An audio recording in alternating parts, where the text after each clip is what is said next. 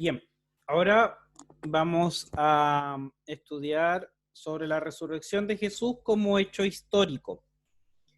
Es decir, nosotros ya estudiamos los relatos de la resurrección tal como son contados por los evangelios, y lo que necesitamos hacer es preguntarnos sobre esos relatos. Es decir, ¿cómo sabemos si lo que cuentan esos relatos es cierto o no es cierto? ¿Qué tal si es producto solo de la fantasía de quien lo escribió o de su propia fe en Jesús? ¿Cómo podemos saber que razonablemente que lo que está escrito ahí tiene fundamento histórico? Entonces la idea es detenernos en esa pregunta en el día de hoy. Para eso es necesario entender cómo vamos a razonar. Nosotros vamos a partir desde ciertas pistas, de ciertos hechos que están en el Evangelio. Hoy día vamos a recoger solamente 3, pero hay algunos más. Todos ellos en su conjunto son para nosotros el respaldo que nos hace pensar en la resurrección como un hecho veraz, como un hecho histórico cierto, que si bien nosotros lo podemos aceptar por la fe, y desde la fe lo vivimos, eso que sea de la fe no le quita fuerza a que también desde los argumentos de razón, desde la inteligencia, podamos hacer algunas preguntas sobre él. Pero metodológicamente es importante entender que no existe una única evidencia que por sí misma baste. Eso es una norma general en realidad de cualquier hecho histórico.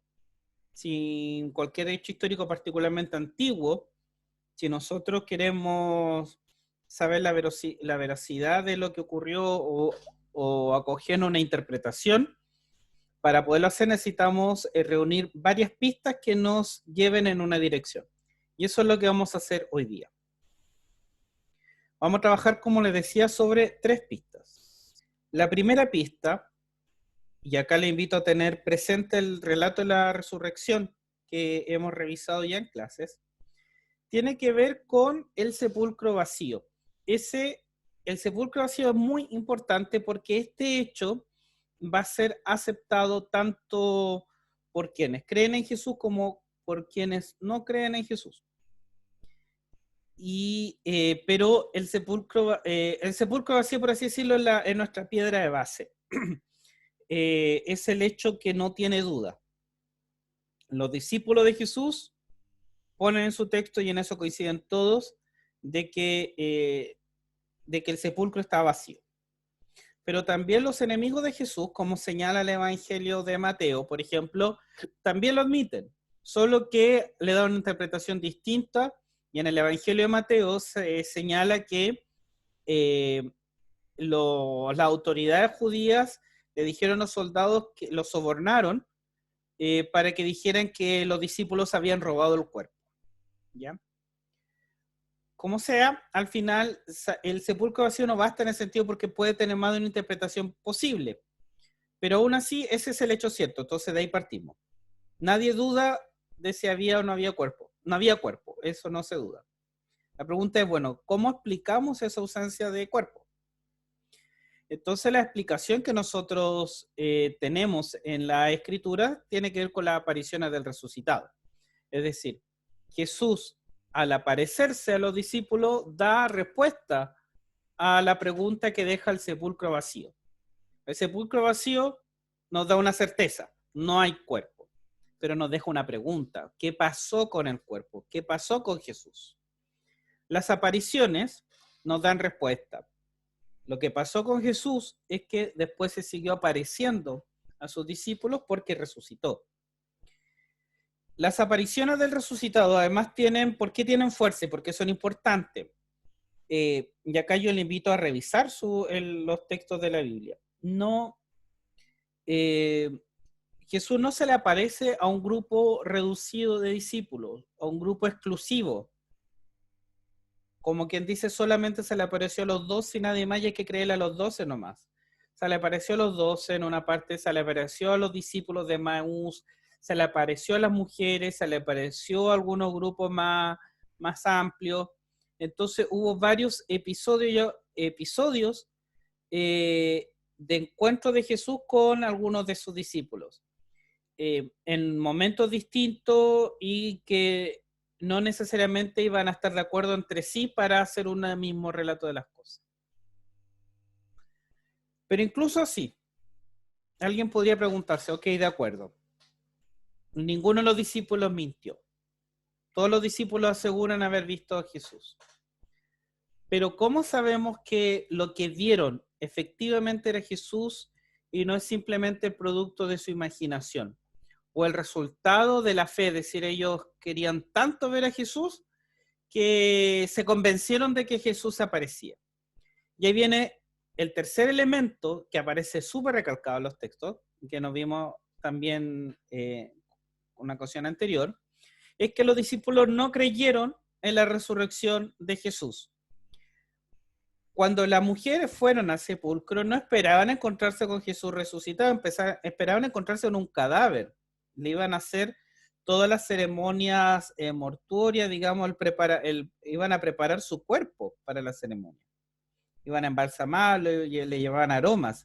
Empezaron a encontrarse con un cadáver y no se encuentran con eso. Entonces ya claramente no está en la expectativa de las mujeres la resurrección de Jesús.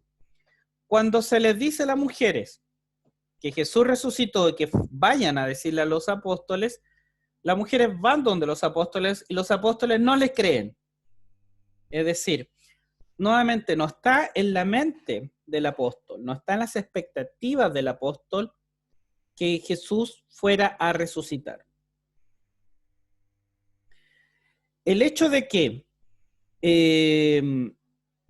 se apareciera Jesús a personas distintas ya no descarta la posibilidad de la fantasía, porque para que haya una fantasía de orden colectivo tiene que ser más o menos simultánea, y acá hablamos que se apareció a grupos distintos de personas en momentos distintos. Tampoco puede ser producto de la fe de los discípulos, es decir, que los discípulos esperaban tanto, echaban tanto de menos a Jesús que se lo imaginaban resucitado, porque al contrario, los discípulos, y en eso son súper enfáticos los textos, no esperaban que Jesús resucitara, no creyeron que Jesús resucitó, por tanto se descarta la hipótesis de la fe. Y lo que nos queda como hipótesis razonable es que efectivamente Jesús se apareció de verdad, y de que Jesús resucitó de verdad. ¿Se entiende? Pero para poder aceptar esa hipótesis es importante, y es lo que yo les explicaba, que pudiéramos, tenemos que aceptar las tres hipótesis, las tres pruebas juntas. A estas se le agregan algunas más, otras evidencias más. Y en su conjunto es cuando tú dices, oye, mira, es razonable y es absolutamente, no es contrario a la razón pensar en la resurrección de Jesús como acontecimiento histórico.